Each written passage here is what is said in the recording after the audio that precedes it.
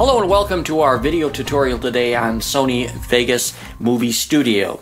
The last one we talked about was the pan crop control, how to make picture-in-picture effects, which is basically a composite video.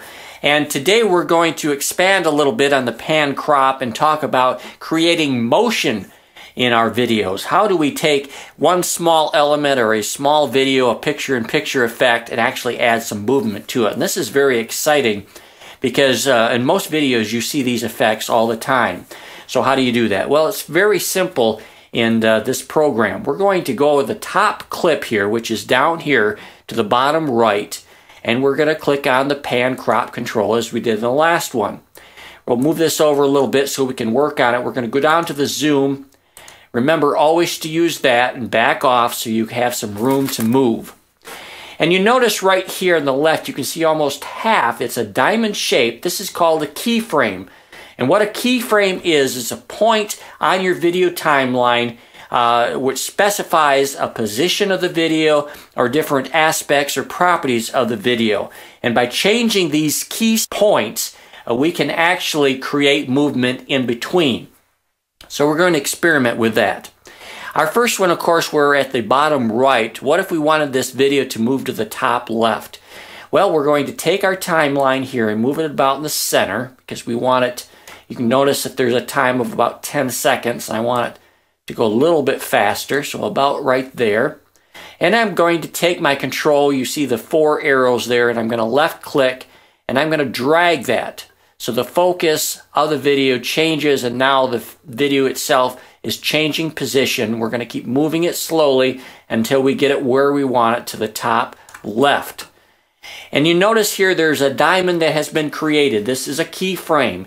Anytime you move your scrub line ahead and move it a little bit, a keyframe is automatically generated for you. Otherwise, you can manually create a keyframe by pressing the plus, or you can get rid of a particular keyframe by pressing the -1. Now let's see what we have here. We'll go all the way back to the beginning.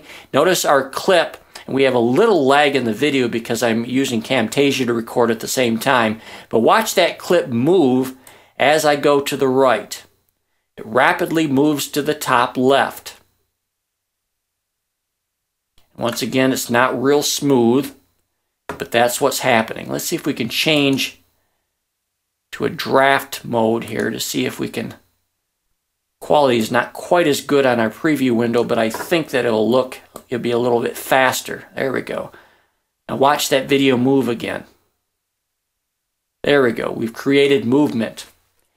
And you notice, I'm going to get rid of this accidental keyframe that I made.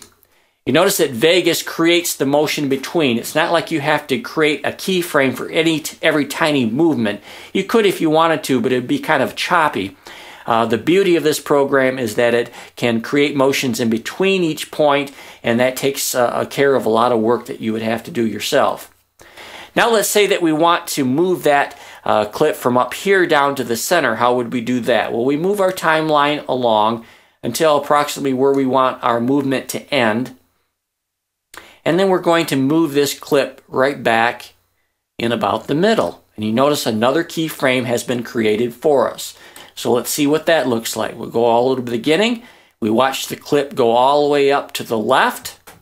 And then we watch the clip go down to the right. Let's move this out of the way so we can see more of the preview window. I'll do it once more again. You can see that movement there. Now we can do the same thing for the second clip, which is the subway scene. We'll go to our pan crop control. We'll go to zoom and back things off a bit. Now we have room to work with, and we're going to back our timeline to the beginning, and you can see that our clip, our beginning point, is right there. I'm going to adjust that about there, and then I'm going to move this clip by left clicking and dragging to the bottom left. Just like that. And you notice that a keyframe has been created for us. Now let's see what that looks like. Now our second video is now moving along with our first one. So now we have created some movement in our videos, our picture-in-picture, using the pan crop control. Now, the keyframe idea is used in many elements. You can also animate the titles themselves. Let's play around with that for a minute. We simply go to the pan crop again, and we see the same type of interface. We can have the title start at the bottom if we want to. We could go, well, we've just rotated it just a bit. There we go. We can have it start at the bottom just like that for our first keyframe. And then very quickly we can have it go back up to the top position again.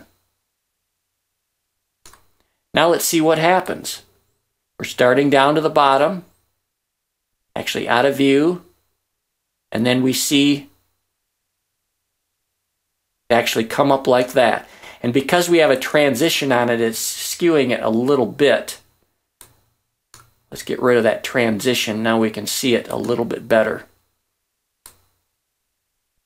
Okay, now it's going from the bottom all the way up to the top. So you can create motion with all types of things in Sony Vegas. And as you coordinate all these elements, you can have a lot of things going on at the same time. That gives you a little idea on how to use the pan and crop control to create motion inside your video with the different tracks that you're using.